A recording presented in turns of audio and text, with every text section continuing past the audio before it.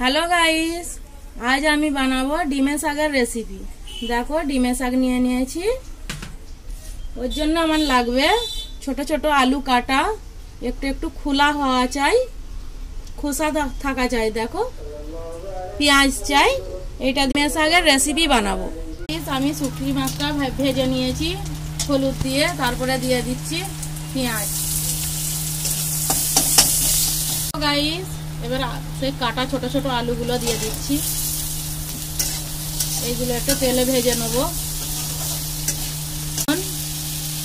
ধনের গুঁড়ো, দুধ আগে একটু দিয়েছিলাম, আর একটু দিয়ে দিচ্ছি।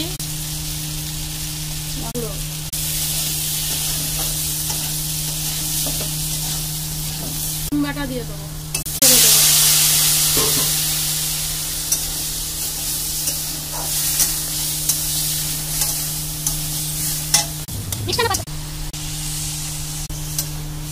এবার পানি দিয়ে দিচ্ছি। কষানো হয়ে গেছে, আলুটা সিদ্ধ হওয়া পর্যন্ত আমি ইন্তজার করব।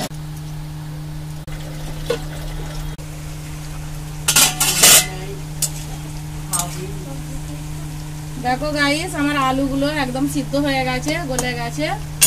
এবারে আমি ডিমের শাক কেটে রেখেছি দিয়ে দেবো। ছোট ছোট করে কেটে নিয়েছি। আমি এটাকে এরকম করে একটু নাড়াচাড়া করে নেবো। লো ফ্লেমে এটাকে পাকাতে হবে। পানিটা মরে যাবে, তাহলেই আমার রেডি হয়ে যাবে ডিমের শাকের রেসিপি। একটু ঢাকা দিয়ে রাখছি।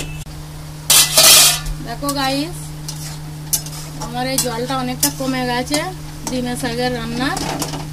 আলুগুলোকে একটু এরকম খুন্তি দিয়ে করে দেবো, মাখা মাখা হয়ে যাবে। তারপরে পরিবেশন করে নেবো। দেখো গাইস আমার ডিমের শাকের রেসিপি হয়ে গেছে।